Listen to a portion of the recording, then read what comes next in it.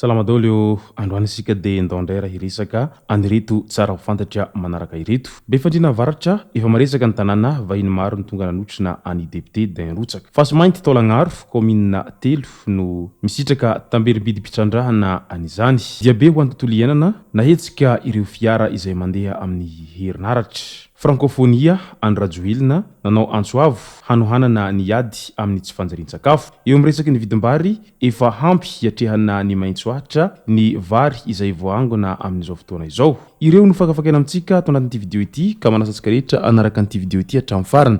Azadino ny milaiky ny video antsika ary tsara voatrany ny abonneo amin'ny chaîne antsika mba ahafahanareo manaraka tsy tapaka ny video zay lefany amin'ny sisy WATAWATA GASY toy izao ny fanaovana azy. Tsy ampendrela mo isika fa avy hatrany tonga de vavany ndawary. Any be fandrina varatra loholona sy ny solombavam-bahoaka ny Madagasikara maro ary ny manam-pahefana ambony avy ao amin'ny faritra Sofia no tonga nanotrina ny lanonam-pisaorana izay nokarakarainy député Bernardin na d'un Rotsaka tany an-toerana tany.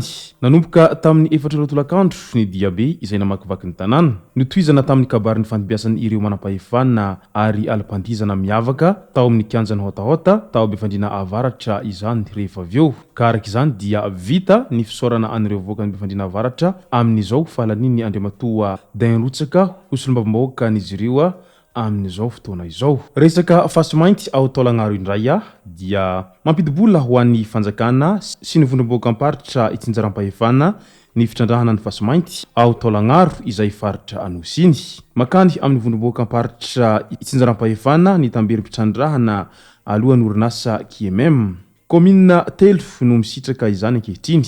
Mitana ny 300 isanjato ny tamberim-bidy ny commune ampasina hampona raha 520 isanjato ny any mandromondromotra ary 520 isanjato ny any Taolagnaro. Mahazo ny 730 isanjato ny tamberim-bidy ny faritra Anosy ary makany amin'ny faritra Toliara ny 1 isanjato ambiny. Misy koa ny vola mandeha amin'ny fanjakana foibe na ny totakevitra izay hetra alaina amin'ny vidin'ny fasimainty amin'ny fotoana voalohany ivarotana azy. Makany amin'ny teti-bola mpanjakana ny 320 isanjato ny totaketra io. Mahazo 10 isanjato ny birao izay misahana ny taratasy fananantany mahakasika ny fitrandrahana na ny BCMM. Mahazo 5 isanjato koa ny mpanaramaso ny sehatry ny volamena eto Madagasikara na ny Agence Nationale de l'Or ary makany amin'ny Comité National izay miandraikitra ny harenan-kibon'ny tany na ny CNM ny 2 isanjato ny totaketra io. Marina fa efa nahatratra $100 mahery na 520 sy efajato faingo 520 miliara ariary ny sandam-bola ankehitriny izay hetra nalohan'ny KMM nanomboka ny taona 2024 izay fotoana nanombohan'ny fitrandrahana fasimainty tany Taolagnaro tany. Vao tamin'ny 2024 no avozina ny fanarahana araketra miaraka amin'ity orinasa ity koa raha 2 isanjato ny tahanketra nalohany teo aloha dia niakatra 2.5 isanjato izany ankehitriny. Ny iray faingo 4 isanjato amin'io dia tamberim-bidy avokoa ary totaketra ny iray faingo 1 isanjato ambiny. Diabe ho an'ny tontolo iainana indray dia nahetsika ireo fiara izay mandeha amin'ny herinaratra. Tontosa antsakany sy andava ny diabe ho an'ny tontolo iainana tao an-drenivohitra izay niavaka tao anatin'ireo fihetsika maro izay samihafa natao tamin'iny andro ny alahady iny izay natokana ho andro iray izay tsy misy fandotona ny fampiasana sy fampiratina ireo fitaovam-pifamoivoizana miaro ny tontolo iainana tetsy Anosy sy ny manodidina teny.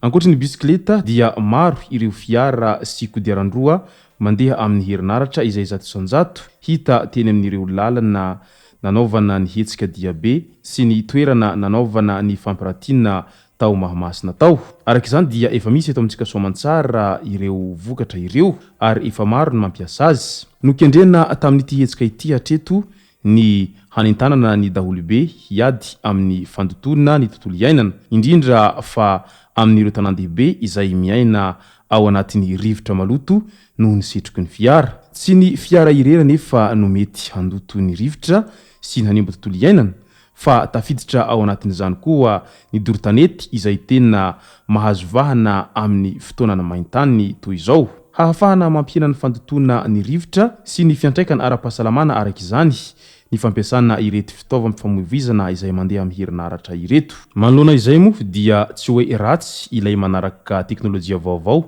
sy ny manara-damôdy, fa kosa raha ny olana jirama izay misy iatrehany renivohitra amin'izao fotoana izao dia asa angambany fa maromaro amin'ireo fiara izay mandeha amin'ny herinaratra izay no mety tsy hihetsika mihitsy noho ny tsy fahampiany herinaratra ao an-drenivohitra ao, satria ny délestage mo efa manao ny ataony ary mangana fotsiny etseroany haiziny tanàna sy ny tsy fahampiany izay herinaratra izay. Francophonie indray dia ny farana ny fionana tampony andiany fahasivy-ambinifolo ho an'ny Francophonie tao amin'ny Grand Palais Paris, Frantsa farany herinandro lasa teo iny.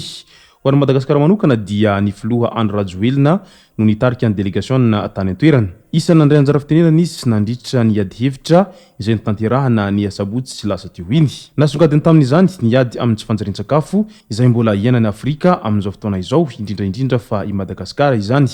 Nanamafy ny filoha Andro Rajoelina tamin'ny fandraisam-pitenenana izay nataony fa tena ilaina ny ady amin'ny tsy fanjarian-tsakafo. Ny antso an'ireo firenena mpikambana eo anivon'ny Francophonie ihany koa ny filoham-pirenena satria io no isany miteraka fatiolona betsaka indrindra. Naka ohatra izy fa mahatratra raha hetsy telo tapitrisa ny zaza izay hiarany tsy fanjarian-tsakafo amin'ny kontinanta afrikana izay ahitana firenena mpikambana francophone. Mbola nanamafy ny fahavononany hiady amin'ny tsy fanjarian-tsakafo ihany koa ny filoha satria zava-dehibe ny fiarahamientana sy ny famahana amin'ny fomba tsy mitanila ny olan'izao tontolo izao ho hiatrany nambarana. Marina fa ny filoha frantsay Emmanuel Macron indray izao no filohan'ny fionana tampony Francophonie. Araka izany dia nandray ny asa vetrany izy tao anatin'izany koa ny fandaninana ny volavola fandaharam-potoana sy ny asa sahaniny fionana tampony. Tapaka ihany koa fa hatao any Cambodge sy ny fionana tampony fa 20 amin'ny taona 2024 ka firenena 30 moa izao no mpikambana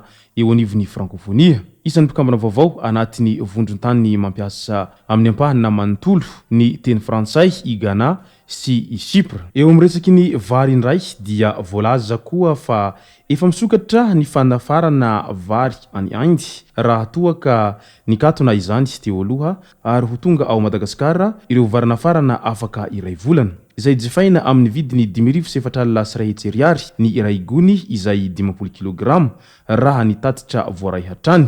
Tsy misy atahorana fa ampy hiatrehana ny maintsoahitra araka izany ny tahirim-bary izay ao Madagasikara ao raha nitatitra avy eo anivon'ny ministeran'ny fampiroboroboana ny industria sy ny varotra. Izay sy zay moa no masaka azona roso tao anatin'ity video ity tomboko lasy tomboko vavy misaotratsika rehetra nanaraka an'ity video ity hatramin'ny farany. Azadiny ny milike ny videontsika ary tsarovatrany miabone amin'ny chaîne tsika mba ahafahanareo manaraka tsy tapaka ny video zay rehefa ny misy sisy WATAWATA GASY. Tomboko lasy tomboko vavy mankasitraka dia marary soa.